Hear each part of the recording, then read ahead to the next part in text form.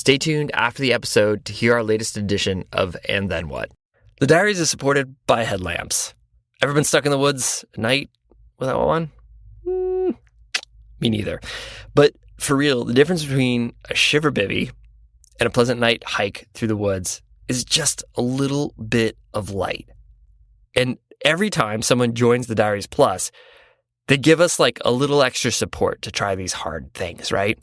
And that is incredible. It allows us to push harder because the things we're doing, the kind of stories we are creating and reporting on, it's the same thing as taking on a big climb and knowing that there's a good chance you won't make it home for dinner, but you're going to go anyway. You're going to try something difficult because you know you have that little bit of light. That's what it's done for us when people have joined the Diaries Plus.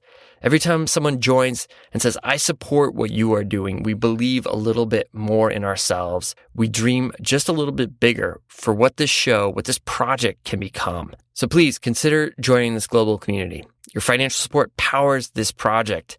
Link is in the show notes, or you can find it on our website. Become a member, support the show. Lauren, how's it going? Oh, it's going good. Yeah, it's starting to really feel like summer here in the Eastern Sierra. And over the weekend, Bud and I were like looking at our family calendar and planning all the things that we want to do this summer. And it started to feel really overwhelming. I feel like, oh God, summer's not actually that long, and You're like, oh, come on. Especially when you only have weekends, you're like, oh, there's not enough time. Yeah. I know. Well, you got to take a vacation because, man, that is the story of summer, of figuring out how to enjoy it. I know, and you guys must be in it too. Are the boys in a lot of camps, and like, do you have a crazy schedule over the summer? It's all manageable. Yeah, it's. I mean, there's chaos, but it's like less. The kids are getting old enough where it's less bad than it used to be. Yeah, and they're doing cool stuff, and mostly, like, I think my goal is just to kind of get them out. Especially both boys, just to like get them out as much as possible, doing the things we love. So like climbing and biking. And I think we'll try to do a big backpacking trip, maybe. Cool. I don't know. We're behind though on planning, but that's okay. We'll figure it all out. Generally speaking, are you on that like spectrum of, over planner to like totally winging it? Where do you normally land?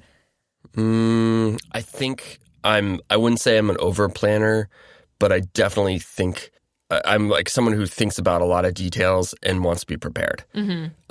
And then I'm very okay with having to alter that plan on the fly. So like I feel like I will prepare and I will think a lot about stuff and I will do the work. But I also am very aware that when you try difficult things, you need to be ready for them too. Or just like anything, really. Like you just need to be ready to change and not feel bad about that outcome. So that's kind of usually how I am. Yeah, I feel like I tend to be a little more pulling things off by the skin of my teeth on my personal adventures. Like I like to plan in a calendar sense, but I feel like in terms of doing actual preparation for the adventures, I tend to like to try something the moment it feels potentially attainable, and yes. Yeah. I know what you're saying. Yeah, I feel like if there's one thing I would tell my 20-year-old self, or like I'd be like, you don't always need to be as prepared as you are to try hard things. Like I think I could have fast forwarded. And what I hear you saying is that you were comfortable being like, the moment I feel like remotely ready for this, you just would go and try it and see how it goes. Is that what you're saying? Yeah, totally. That's awesome. That is a quality I admire. Yeah, and it's quality. This is something that today's guest does not lack whatsoever. This is not a problem for him. Who did you talk to for today's episode? Today's guest jumped into the biggest adventure of his life, way less prepared than I think most people would be comfortable.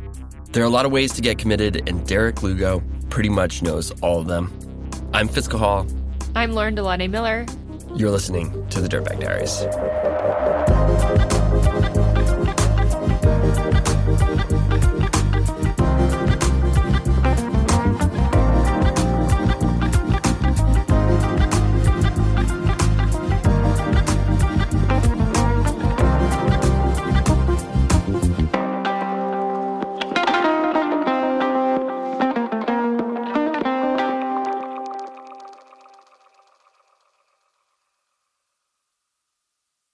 Derick, You are the author of not one, but two books, The Unlikely Thru Hiker, and most recently, A Fabulous Hiker. I'm curious about your beginnings. Like, how did you become a thru hiker? Like, how did you take that on as your sport of choice? I started off as just being a New Yorker with zero outdoor experience. And I read this book that brought up the AT, and I said, you know what? One of these days, I'm going to attempt to do the AT. And that was in 2012. Now, I eventually fell in love with it. But when I started, I didn't even know if I liked hiking. I had zero experience. When I say zero, it was like nothing. The outdoors for me was Central Park or going to Yankee Stadium. That was the outdoors for me. But once I started the Appalachian Trail, I fell in love with it. And halfway through it, I was told that I needed to share my story. So I started taking some long notes and decided right afterwards I was going to have a book published. I didn't know how I was going to do it, but I needed to share my story. And after that, a couple years later, I decided I wanted to do this full time. And I just started writing outdoor magazines, short stories, books, and doing thru hikes. And now it's pretty much what I do for a living. I went from zero experience to now kind of educating people about the outdoors. Do you remember what book, like where that sort of, where you that idea kind of landed in your lap? You know it, A Walk in the Woods. Is that what it was? I mean... Yeah, A Walk in the Woods. Someone handed this book to me. They knew I was and still am a big reader, and they said, read this, it's a funny read. That's all they said. Yeah. I read it was hilarious, but what stuck with me was Bill Bryson made this trail sound so hard and challenging, and at the time, it's what I wanted. Mm-hmm. So I just wanted to do something out of the ordinary, step out of my comfort zone. But the one thing that stuck out was I knew it was going to be hard, but I also knew that a lot of people have done it before. It wasn't like an undiscovered country where, no one has done it before. I knew it's possible, and I just needed to get the gear and get going, and I just learned along the way. How this first couple of weeks, because the learning curve of something like that is very, very high. Like you said, people do it, but it does feel like a little bit being like tossed to the wolves a little bit, where you're in there. It's hard to know what you should pack for food, what you should be, just how to stay warm, how to stay dry, like all those things. Like it can be a challenge. What stands out about those first couple of weeks on the trail for you all these years later? I'm going to answer that in a bunch of different ways. I want to say that the key is you can have all the gear in the world. You can be as prepared as you think you can be, but if your mind is not there, you're not going to make it. On my first day, there was this one guy, I swear he was like he was the guy. He was like the ambassador of the Appalachian Trail. Like, if anyone can make it, he can make it. He was giving me all these facts. And within 2 weeks, he was off the trail because it was bad weather and he was not having a good time. So mentally, you have to be prepared. And I knew I had so much going against me because I didn't have any experience. Everything I had in my backpack, I didn't know how to use. There's a chapter in my first book, one of the first chapters, called Lessons at Springer Mountain, because everything I should have learned, if not months ago, I was learning that day. And luckily, I went to an outfitter, and this guy was helping me. He was helping me get the gear I needed, and luckily he had just finished the Appalachian Trail, so he knew exactly what I needed. So I got most of my stuff that day. The good thing about the Appalachian Trail is that it's not just, I thought I was just going to be on a trail hiking, and no one was going to be around me, and that was the challenge. I'm glad it wasn't like that, because the outdoor community is something that I cherish to this day. People saw me out there and knew I had zero experience. Dude, it was like a big marquee on my forehead saying, this dude has zero experience, he's not going to make it, right? But no one said anything. There was not one person out there saying, hey, you shouldn't be out here. What they did was they helped me along the way. So when I was struggling with my mini stove or pitching my tent, people were stopping and helping me. I know it's not ideal, and I don't recommend people to do that. I just happened to be on the AT at the right time, and I was surrounded by the right people. But there was no judgment at all. To this day, when I thru hike, no judgment. It's always just, we're out there doing the same thing, and there's nothing but love. And it was something that One of the things that transformed my perspective in people was the way I was being treated, which was nothing but love. I'm from New York City, and we got a suspicious mind. When a stranger comes up to you, they want something from you. Either they're trying to sell you some, or they want money from you. And all these like troll magic, troll angels, all this love. And I was like, what is happening here? I was not prepared for this. And little by little, I realized, this is a different community. These people out here are amazing. And that's just a part of what through hiking brought into my life, because not just, I'm also out there hiking, getting in the best shape of my life, nature, views. Like, there was a combination of things that was so good to be out there. If you can do it, I say this all the time. You know how some countries, when they graduate from high school, they go to military school or something like that. Mm-hmm. I think everywhere in the world, when you graduate from high school, you should do a through hike. Mm-hmm. That should just be mandatory. You have to do a through hike, because I learned so much on the trail about myself, about people, about nature, about a combination of things. And it changed not just my life, but my career path. And I'll cherish that for the rest of my life. Yeah. How old were you on that first hike? You need to mind your business, man. No, I was young enough. Yeah. Fair enough. How did Mr. Fabulous come to be? First of all, I didn't name myself. I want you to know I didn't name myself. But I know that's a standard, is you're not allowed to name yourself. So, obviously, there were a couple of names that were being thrown out, and you don't have to accept the first name that's given to you. So people are trying to call me New York. Someone tried to call me Rasta or Marley, because I have locks. And I wanted something that had a story behind it, something that when I shared it with people, it was something interesting I can share with them. I've always been a storyteller, and I just felt like if I called myself Marley, it was like, oh, you have dreadlocks, so yeah, Marley. That's not interesting to me. Yeah. So I was hiking with a group it was about 10 of us, and we were called the Moving Village. And everyone, within a week of us being together, everyone had a trail name except for me. And they all decided, when we get to camp, we're going to try to get to know you a little bit more and see if we can, normally when you get a trail name, it's either something you did, said, who you are, what you look like, something like that. And they're like, let's get to know you a little bit more. Maybe we can figure this out together. And I said, sure.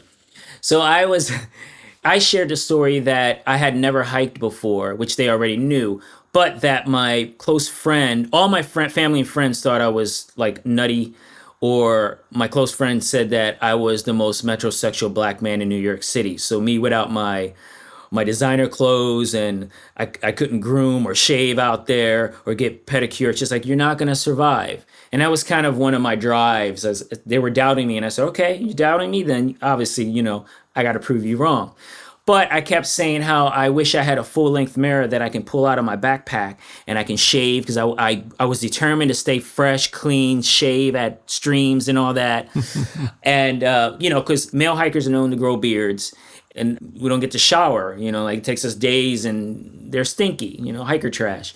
I was like, no, that ain't going to happen. That ain't going to happen to me. At least that was my mindset when I first started through hiking. And someone yelled out, "You're a Mr. Fabulous." And I was like, what? It's like, you're a Mr. Fabulous. No, there's no way I'm going to go around calling myself Mr. Fabulous, because that's one of the things that people, when they first find out you're through hiking, they're like, what's your trail name? And it just felt weird for me to just say, hi there, I'm Mr. Fabulous. It's kind of creepy. And then the hiker was like, well, first of all, don't say it like that, okay? First start there. And but I was convinced to use it for a few days to get a feel of it, and I was still uncomfortable with it. But when people would ask and I would tell them that it was Mr. Fabulous, before I even told them why or how I got it, I was getting smiles and laughs, and I was like, I like where this is going. You say Mr. Fabulous, and it's hard to say without a smile, or thinking something positive. But the one day where I decided I was going to keep the trail name was, I was hiking by myself. This is a few days into using the Mr. Fabulous trail name. I was hiking alone. there was about a dozen older hikers, and they were going south. I was going north, so they were passing me, and they were all asking me if I was through hiking, wishing me luck, asking me all these different type of through hiking questions. And the last woman, she was much older than everyone else. Like she was old. She was older than the Appalachian Trail. She's like 200 years old. She had an aide with her. She was short, really cute, had a cane, and she walked up to me and she asked me. She was like, "What's your trail name?" And I go, "Ma'am, it's Mr. Fabulous." And without missing a beat, she goes, "I've been waiting my entire life for Mr. Fabulous." And she went and raised her hand. She put her hand to my face, put it down, and put my head down to her face, gave me a kiss on my cheek, and she walked out with a little pep in her step and was like, I was like, what is going on here? And then her aide is chasing after her. She's twirling her cane. And I was like, is Mr. Fabulous the cure for old age? It was like, that sealed the deal. Like, I felt like, because for me, and I'll say to the day I die, is that Mr. Fabulous is not about me. It's about other, like how people react in other people. And it's just, I don't even think myself as Mr. Fabulous. I just think of how that time in my life was fabulous. And every time I do a thru hike, I'm taking that experience, that feeling with me so I can continue on with this amazing activity we call thru hiking.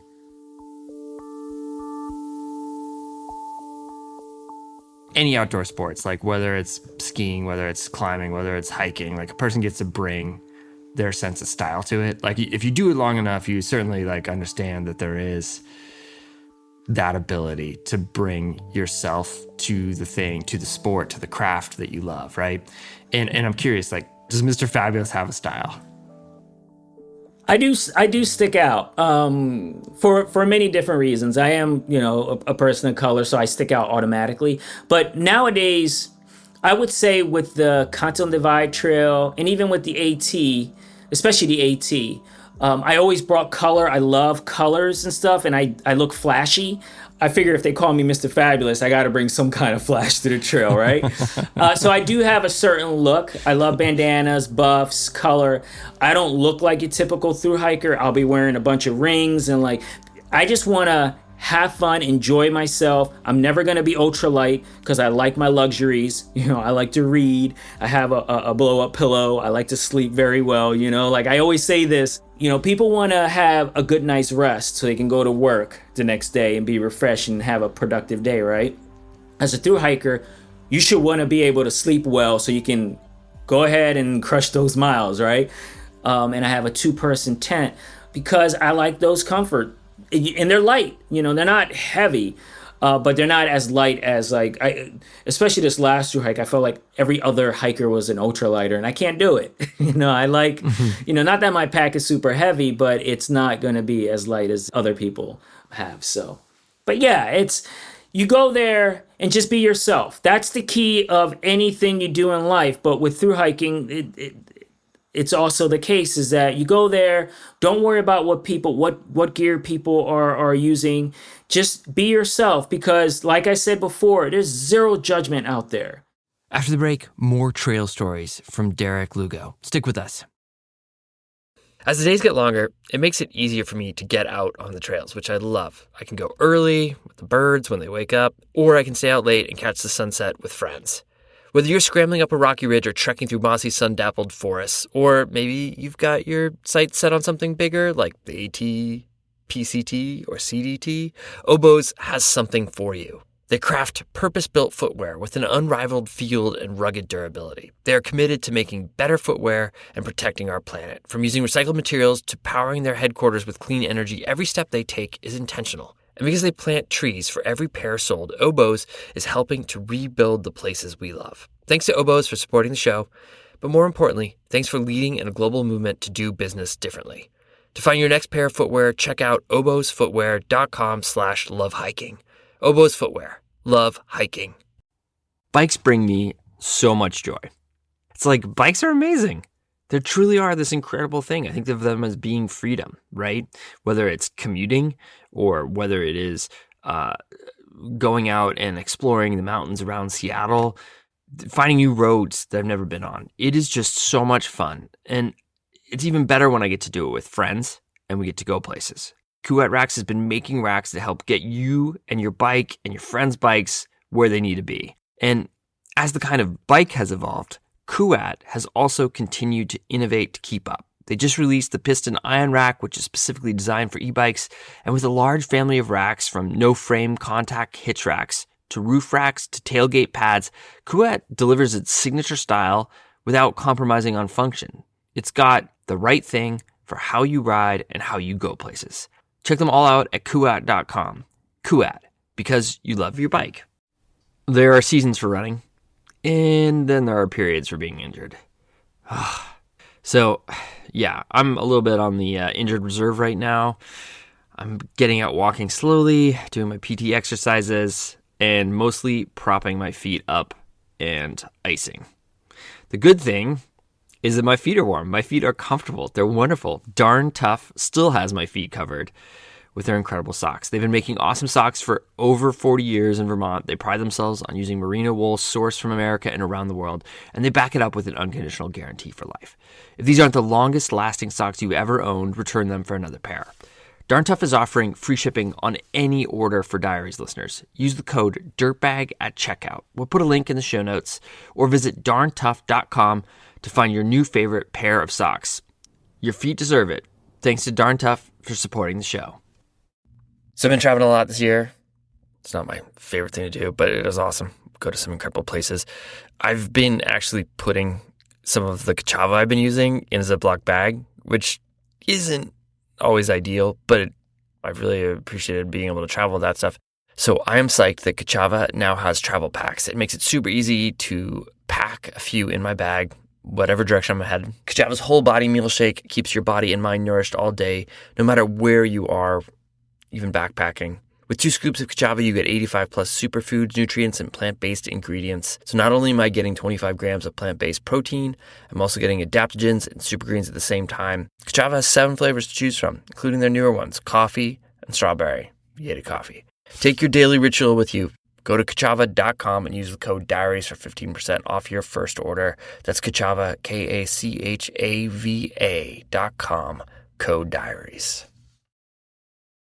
Everyone has their own sort of reasons, their own sort of motivations for embarking on something like this. And it is, I mean, these are big endeavors, right? Like you have to kind of make peace with it. You have to make peace with the fact that there's going to be difficult days. There's going to be a lot of great days, but it is like you have to find some intrinsic motivation to get through something that large, like period. You know, some people are trying to like find themselves. Some people are taking a moment to like have a moment of reflection in the midlife, or like they're resetting after a relationship. Like what do you think your motivation was at that moment? I've done 4 through hikes. That first one was more of a challenge. I read about it and I thought it was kind of like wanting to like travel around the world, run a marathon, do like all these extraordinary things through hike, but I didn't think I would ever do it. I thought it was more of a pipe dream. But then when I found the time, I was in between jobs. I didn't have like crazy responsibility. I had saved enough money, and it just popped in my head. One of my favorite reads is Travel with Charlie. Have you ever read that? A Steinbeck book? Yeah, totally. Where he gets in a car and he travels with his dog and he's traveling through America. And I thought that would be something amazing that I can do, because at the time I was living in Italy for a year, came back, and I said I wanted to do something English speaking because I was struggling with the Italian language and I wanted to like just do something in the States. And I thought of Travels with Charlie. And I said, well, I have to buy a car, and, you know, I don't have a dog, and now I got to get a dog, you know, because he was traveling with his dog. And and then it just popped in my head, what about this through hiking thing? I looked it up. It was in middle of March. So when's the best time to do the Appalachian Trail? How long does it take? And it said during the spring. I was a week away from spring. What do I need? And I went to the outfitter. Within a week and a half of deciding I wanted to through hike, I was on the trail. And I told myself, even if I didn't like hiking, I was going to finish. Luckily, I fell in love with it, and I was able to finish through hike. The other through hikes, it was more of trying to recapture that feeling I had on the trail. Yeah, like obviously the years between that, because the first hike was 2012. It sounds like you did the CDT, which is what the new book is about. That was 10 years later. 10 years later, right? And then you just finished the PCT this last summer too. There's a big. You said there was a fourth one too, but yeah, like you had some time off in between there. Like, what brought you back? I started writing as soon as I got off the trail, and I thought it was possible for me to incorporate my New York life and my hiking world together, like blend it together. And the way I thought I would do it was through writing, through storytelling, through doing talks. And I did that for years. And I never thought I would through hike again. I thought I would do, I was doing smaller hikes. And I would joke around and say that the only way I would through hike again is if there was a story behind it and if I was able to get paid for it. And obviously no one's going to pay me to through hike. But I did find some kind of sponsorship, which did help. And it was just time. My book was already out for a couple years, and I wanted to continue writing about the outdoors. And I said, again, I was in between jobs. I had left New York because of the lockdown in 2020. And I didn't want to go back to that life. And I said, I'm going to focus on writing and doing the outdoors full time. So I just jumped in, kind of like when I did my through hike, I jumped in and said, I'm going to just see how far I can go with this. And I just started doing through hikes and writing about it and being able to make some kind of living with it. I'm obviously not making or maybe not obvious, but I'm a starving artist. I'm not making the money I was making. I was a manager at bars or bartending. And that's, it's different if I wanted to be rich, I wouldn't be a writer. That's my point. But it's something that I love doing. And when I would go to schools and do talks, I just felt like I have a drive now. I have a reason to be doing what I'm doing.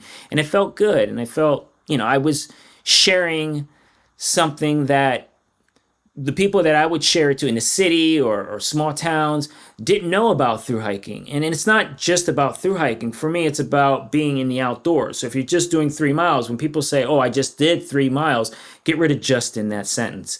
You're out there. For me, it's being in the outdoors or doing something out of the ordinary, stepping out of your comfort zone and maybe living a dream you didn't know you had.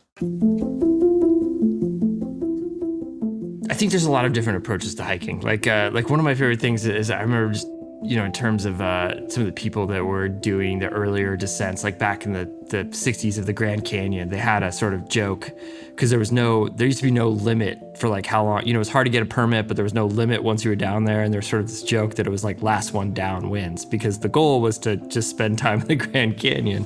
And there's so many different ways to approach this. Like, and no matter how you do it, everyone's going to get tested. Everyone's going to have hard days. Everyone's going to have good days. And I'm curious, like, what's the style you bring to it? Like, what's your, like when you sit down, you try to imagine what a hike is going to look like or something like that. Like, how do you envision that being and what does it become? So the first one was about me. It was just trying to discover this thing they call through hiking. I don't know if I was trying to find myself, but I did end up finding at least a purpose in life. So I wasn't necessarily looking for it, but I found it. And then afterwards, it's really fulfilling this need to continue sharing the outdoors. That's how I approach every through hike. When I started the Continental Divide Trails 10 years later, someone asked me, why am I doing it? And I didn't have a straight answer. But I did know that it wasn't just about me. Because by then, my book came out. I had already had a presence in like social media in the outdoor community. So there was a lot of eyes on me. And I just felt like I have this platform and I can bring this to people in humor and the way I like to share stories. That's how my storytelling is always light, positive as possible. Not that you're not going to see when I get knocked down. The key for me has always been show that, but it's how you get back up. And now, like when I finished the AT and the first book came out, they're like, all right, when are you doing the next trail? And I didn't think I was going to do another one. And when I decided I was going to do the Continental Divide Trail, right away people were like, well, you can do one of the three big trails. You can do three of the three trails, but you can't just do two. You got to do, and I was like, oh man, what are you saying? Now I did the Continental Divide Trail. As soon as I finished, people were like, when are you doing the Pacific Crest Trail? So it was expected of me, and I was fine with it because I'm bringing this to people because again, you have armchair adventurers that look toward YouTube or books or social media so they can be a part of it also. The best compliment I can get from readers is that they felt like they were there with me. And that's what I hopefully am bringing to my audience. Obviously, like long distance through hiking has grown tremendously. I mean, it's grown by tons since the Bill Bryson book, obviously, but even in the last 10, 15 years, like there are more people out on the trail. But it doesn't feel like that community has diminished or that sense of community has diminished even as the thing has gotten bigger, which is rare because things that are kind of like fringe, often when they get bigger, they kind of like lose their magic. And it doesn't seem that way. I'm curious, like from somebody who's like living this, is that the case? Does it still feel similar to what it did in 2012? Oh no, it's way different now. And I think technology has made it easier for us to be out there. Mm-hmm. When I thru hiked in 2012, I didn't have an app. There was no Far Out app. I was using a hand guide. Mm-hmm. Before that, if you wanted to do the Continental Divide Trail, you needed a map and a compass. And I read an article where just expect to be lost at least an hour a day, every day on a Continental Divide Trail. This was before the app. Now you have the app where it shows you exactly where you are on the trail. So we have all this technology and it keeps growing because it's easier to be out there. I think with the Appalachian Trail, which is the busiest trail out of the three big ones, I say this all the time to people that are trying to be like solo hikers or just be alone. Don't do the Appalachian Trail because you're going to be surrounded by a lot of people. And it was very rare when I was alone on the AT. The Continental Divide Trail and the Pacific Crest Trail, you can find yourself alone for a while. Although, I feel like I hiked alone, but I would always see hikers on the trail. So yeah, it's become popular. And you know what also played a big part in that was COVID, the lockdown. After, you lock us down for a year and a half, 2 years, we're going to like go nutty. And I think it was 21 where it was the biggest year for the AT, and 22 when I did the Continental Divide Trail, it was their biggest year.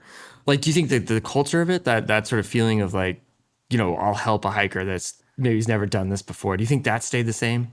I would say I've done 4 through hikes, and the long trail was another one that I did.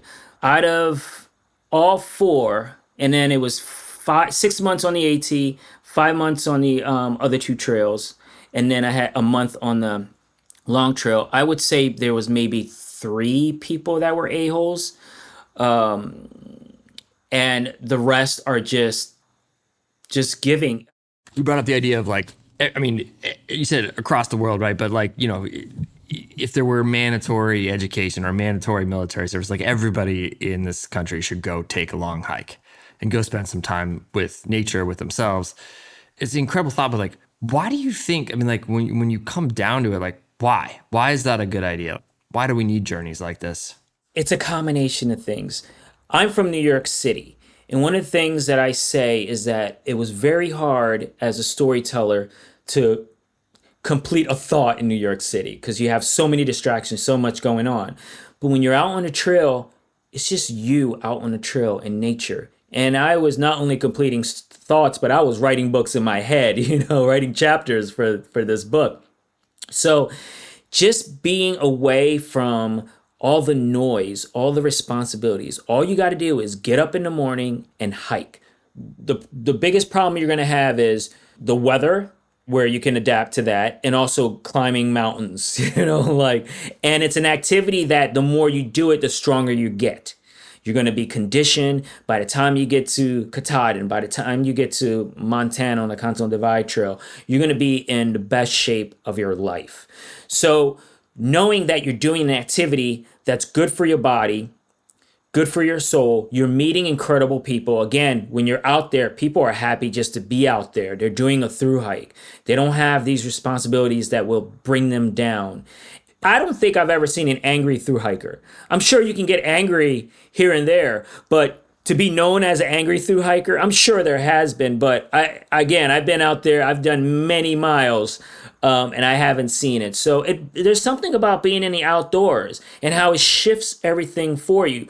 I remember when I came back to New York City and didn't hike for about a year and a half, and then I went to Asheville, North Carolina, and hit some of the trails there. And I felt the shift in, like, the pressure in my chest was gone. I didn't even know I had it. And it just felt right, and it felt good. And I was so happy to be out there. And it's true. And it's going to sound cliche, but the trail, the outdoors is healing. And this comes from someone that was born and raised in New York City and was around the noise and could sleep. You know, like, I would go to sleep with, like, car alarms going off, or sirens, or people yelling outside. That was my lullaby. That's how I went to sleep at night. And then going to the woods, I thought I would be up all night because, I wasn't used to it. And that was, you hike 10, 15 miles and you've never done it before, you're going to be out that night. I slept the whole night. So there's something about that. It's a combination of things, but I promise you, we belong out there.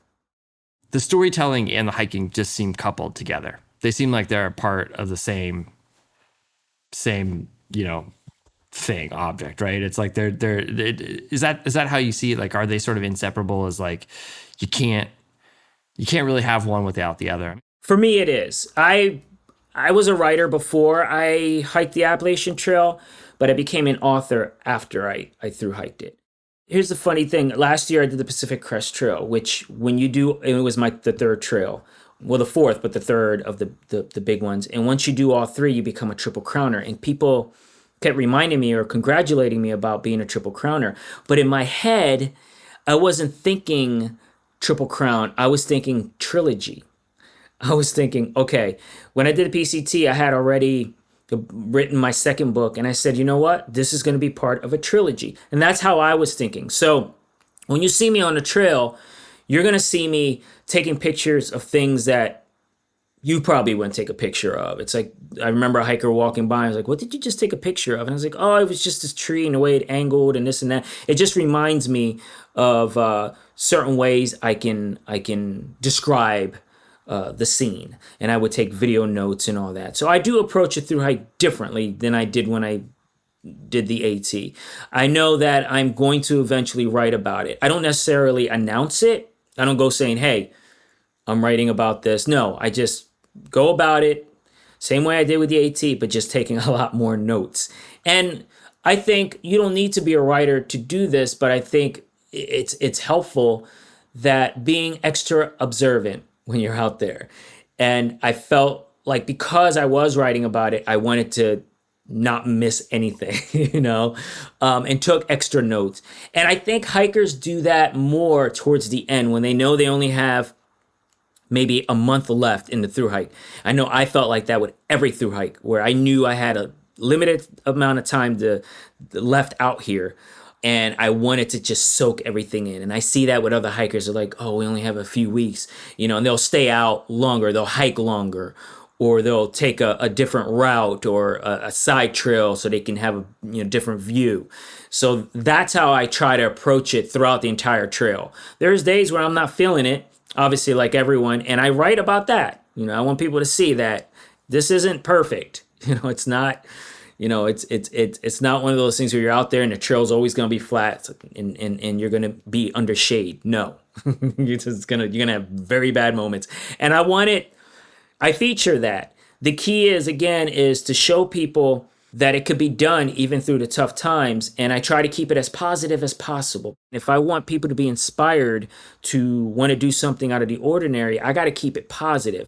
And the humor a lot of time comes from the hard times. The hard times, I want to feature that, But I also want you to know that you can come out of that and, kind of like the type 2 fun. It wasn't fun at the time, but when you come out of it, it's like, okay, maybe that was fun. I did have a type 3, and then I almost died at another one. I was like, I don't even know where that fits in the types, but yeah. That's type 3, I think. Yeah. It's like type 3 plus. Yeah. Type 3 plus. Yeah, type 3 is like when you don't ever want to do that again, but you're like, okay, it was an experience, but I never want to do it again. And I feel like the plus is like, I almost died. Like, why did that happen?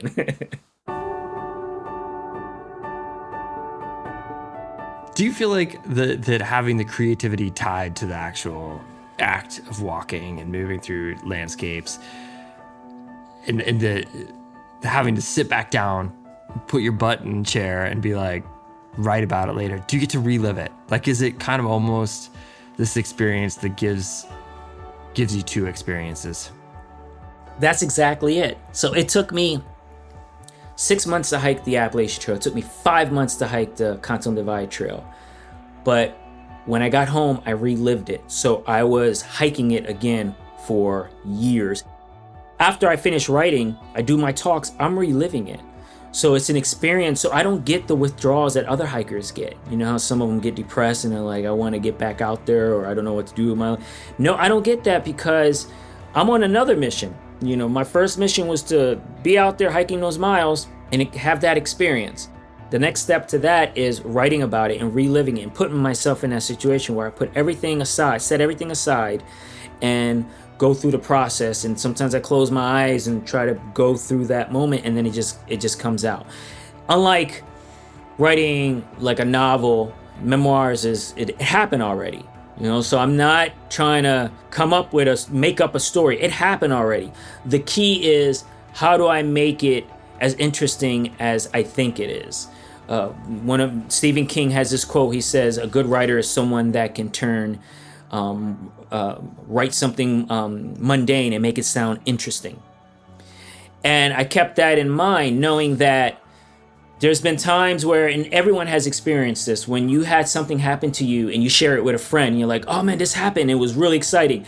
And when you share it, it doesn't come out as exciting. Your friend's like, what was that? And you're like, well, I don't know. It wasn't that it wasn't interesting. The key is that you need to find the words and the expression to share it with people, to have that same emotion that you had at that moment and bring it out and share. Everyone has that story. Everyone has that moment. It's just knowing how to bring it out and share it with people.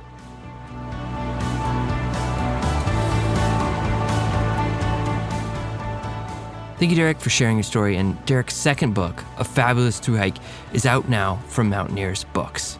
Our stories come from friends of friends, and from you, our community. If you have a compelling idea for a guest or a story lead, please give us a shout. You can email us at editor@ducktapethenbeer.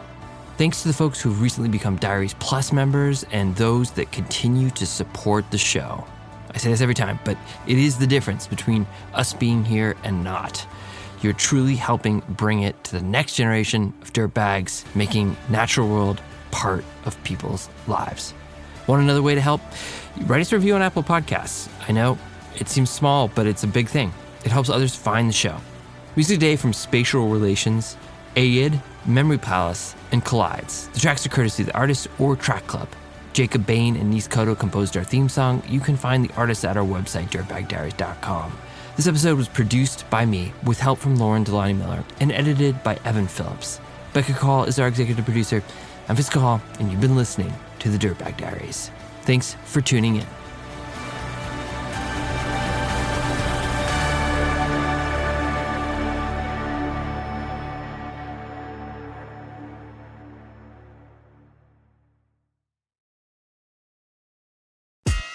Welcome to And Then What, the segment where we break down the headlines and figure out what the hell's happened since then. Last year, we heard from Ingrid Lyons, Executive Director of Save the Boundary Waters. Ingrid, along with hundreds of thousands of Americans, were fighting to keep protections for this incredible wilderness and stop toxic mining in the headwaters of two of the biggest freshwater ecosystems on the planet. And for a year, it worked. Huge outpourings of support for protections allowed the campaign to block several attempts to open the area back up to mining until April, when Congress used the Congressional Review Act, a tool not normally used for this type of thing. the protections were reversed, and it was a blow. It's important, too, because the CRA is a mechanism that certain Republican leaders want to use to undo protections for other places, like Grand Staircase Escalante National Monument.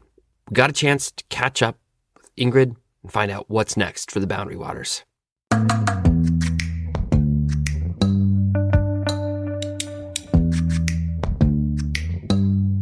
Ingrid, thanks so much for coming back on the show.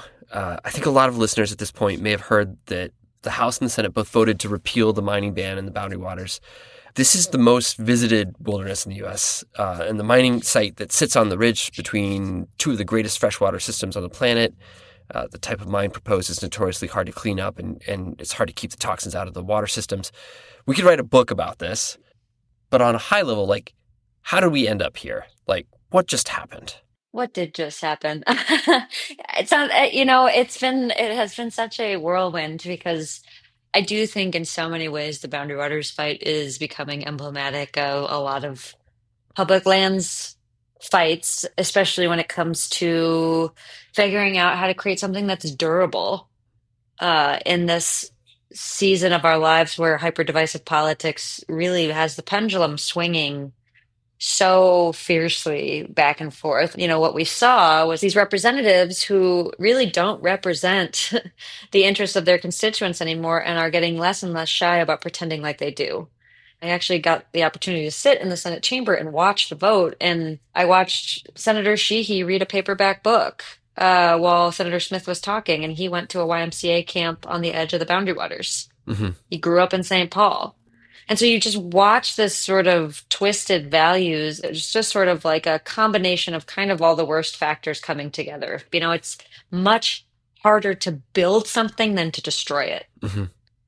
It's so disheartening to see how relatively easy and simple and quick it can be to dismantle years and years of scientific research, legal analysis, cultural input, public input, 675,000 comments, record-breaking numbers, comment period after comment period. I mean, the amount that went into building this thing, to watch it crumble in such short order, I think is the thing that we're all kind of reeling around and I think absorbing as a broader community. In the polling, 2/3 of Minnesotans support protecting the Boundary Waters permanently and the surrounding watershed, right? That's something the Minnesotans clearly care about. To be that kind of majority, that's not just one kind of voter. Those are people that vote different ways. They're independents, they're Democrats, they're Republicans, right? Has it just sort of felt like there are backroom deals happening that the American people aren't able to tap into, or that, like, is it just because, like, I see people turning out, I see people showing up and saying we don't want like valuable resources turned over to foreign-owned mining companies, and you sort of see people just not listening. And I'm curious whether you see that as well, whether that's just me thinking that, or whether you see that working on the ground. It's hard to acknowledge that there is so much within politics and within these backroom deals and these conversations that we are never privy to as the general public that happen on Capitol Hill. That is so true. I don't want people to focus on the fact that there's so much that they can't control because, even in the course of driving all this advocacy to get people to call Senate offices, and it still made a difference at the end of the day when a senator in Indiana was receiving multiple dozens of calls about the Boundary Waters every single day. And they were like, since when is this my fight? Mm-hmm. Why is this in my clogging my phone lines? Like, who are you people?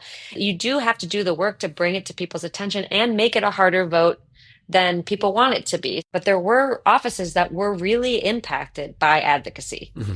by people calling, by grassroots action. Even though the headlines is that we lost the vote, we made a lot of people much sweatier than they thought they were going to be. Mm-hmm. Mm-hmm. So there's a big sort of chess game that is frustrating and elusive.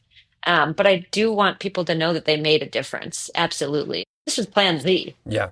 And we made them sweat throughout the entire execution of Plan Z. And I think that is a win for sure. How do you sort of take 3 deep breaths and just get back to work? When something like this happens, you've poured your heart into it and it doesn't go your way. how do you respond? Like on a personal level?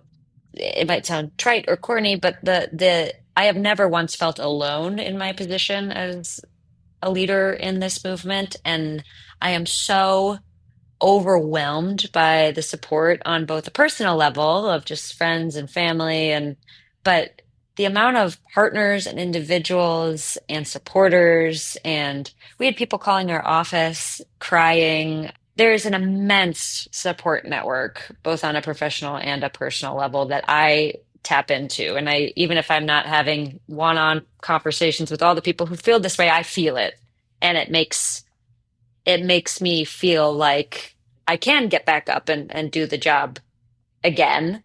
But I also I really need to like monitor and fill my cup. I am acutely aware of burnout and can feel it in myself and work really hard to stave it off. I'll be honest, the first few days I took after the CRA vote, I spent 4 straight days gardening, just like hands and knees in dirt, just like literally touching grass and disconnecting from technology. And so, I think we all need those moments of figuring out how we fill ourselves back up on a personal level. But I will say that, like, like it is a real emotional roller coaster.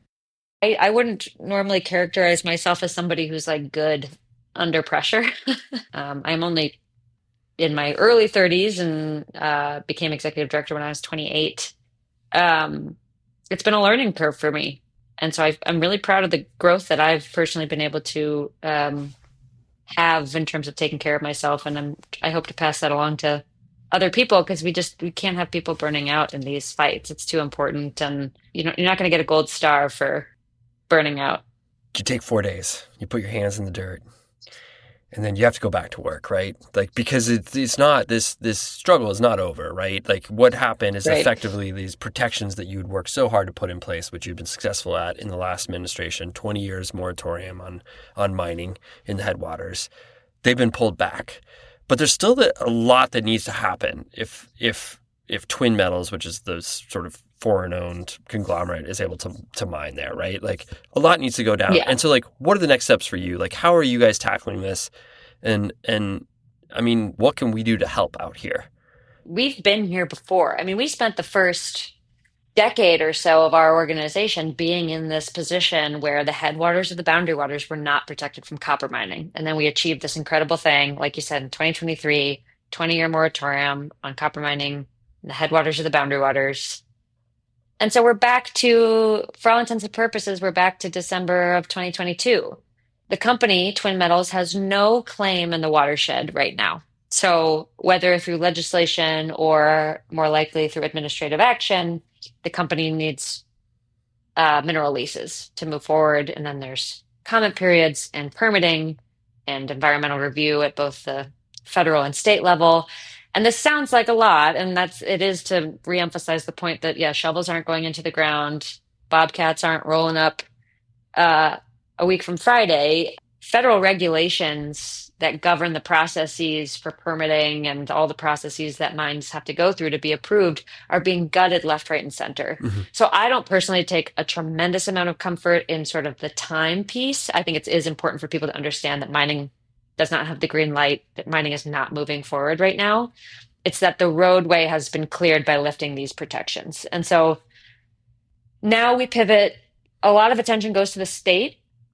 The state has a really strong opportunity to take protective action for the boundary waters. And the most important singular thing for folks to understand is there is a bill in the Minnesota State Legislature that is a permanent protection bill. And what that would do is ban hard rock mining, like copper mining, on all state lands in the headwaters of the boundary waters. It would also prohibit the issuance of leases and permits for mines in this specific geography for this type of mining. Mm-hmm.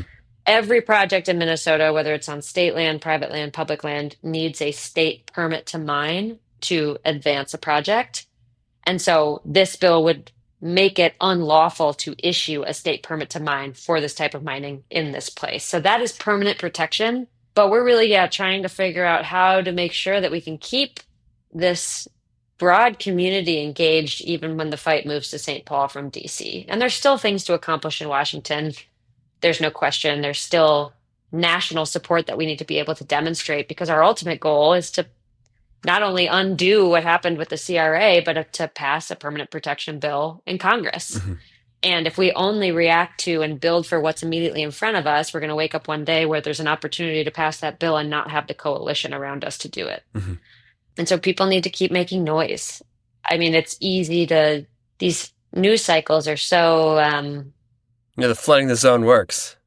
Turns out. It works. Oh my God, it works so god dang well. Yeah, and so it's tough. It is really tough. But I think, we want to keep attention on the boundary waters. We want to keep accountability for the people who purport to love the boundary waters, want to protect public lands, who then take a vote like this one. I mean, there are people who need to understand that there are consequences to their actions and their votes, and that takes a national audience. That takes people across the country continuing to express their dismay at the action of the Senate from April. So I think that's the biggest thing that the national community can do, is sort of make sure that people aren't forgetting about the boundary waters, because the fight is not over and we still need everybody.